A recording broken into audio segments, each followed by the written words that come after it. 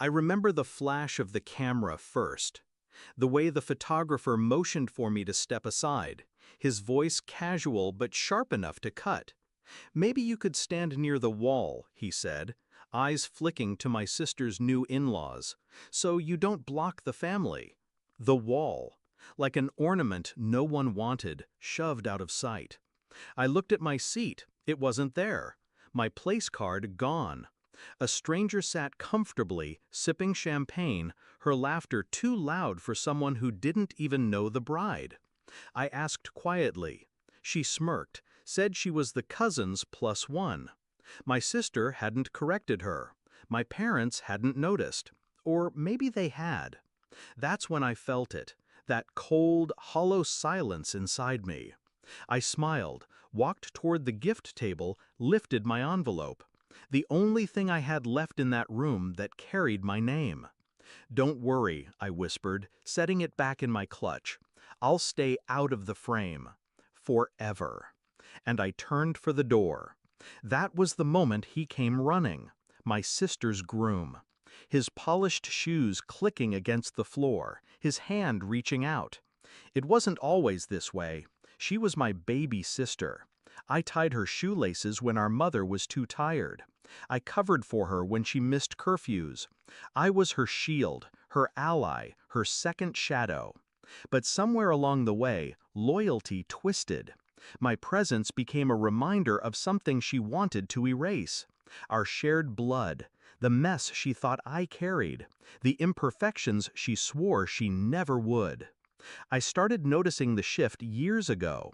She stopped inviting me to dress fittings, made excuses for smaller gatherings. Subtle at first, then brutal. Entire family trips where my name never crossed her lips. Still, I stayed silent. I thought, maybe it was stress, maybe she'd outgrow it. But on the night of her engagement party, I overheard her whisper to a friend, "She's just not part of the picture I want. Not part of the picture." The words stuck like glass in my throat. So I planned, not to cry, not to beg, but to carve my absence so deep it would leave a scar. I'd been saving for years, quietly, strategically.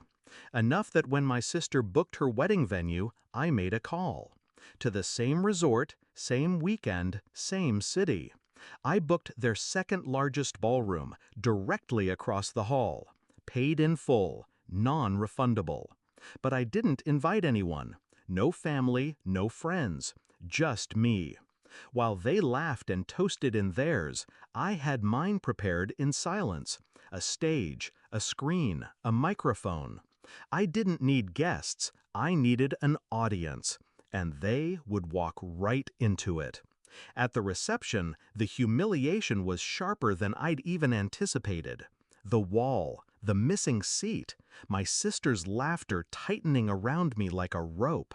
So I walked out, envelope in hand. Right on cue, her groom followed. He caught my arm, confusion painted across his perfect smile. "Wait," he said, "don't go. She didn't mean—" But his voice broke off when I gestured to the ballroom across the hall. The door stood open, music faintly humming from within. "What is that?" he asked. "My reception," I said softly. He frowned. "Your what?" I walked ahead. He followed. Curiosity always kills before clarity. Inside, the lights dimmed. A projector flickered on. Footage began to play. Old family videos, digitized and sharpened. My sister and me, side by side as children. Birthday cakes, Christmas mornings. Her clinging to me at school when she was too scared to go in alone. Laughter, tears, promises whispered between us. The groom froze, his eyes locked on the screen.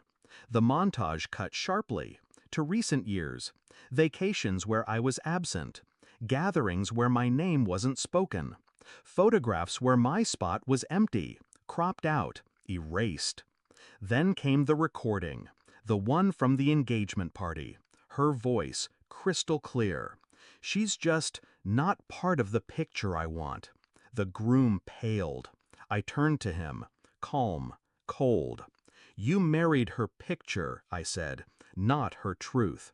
And that truth is, family isn't disposable, unless you want to see what it feels like to be erased. He stared at me, no words forming.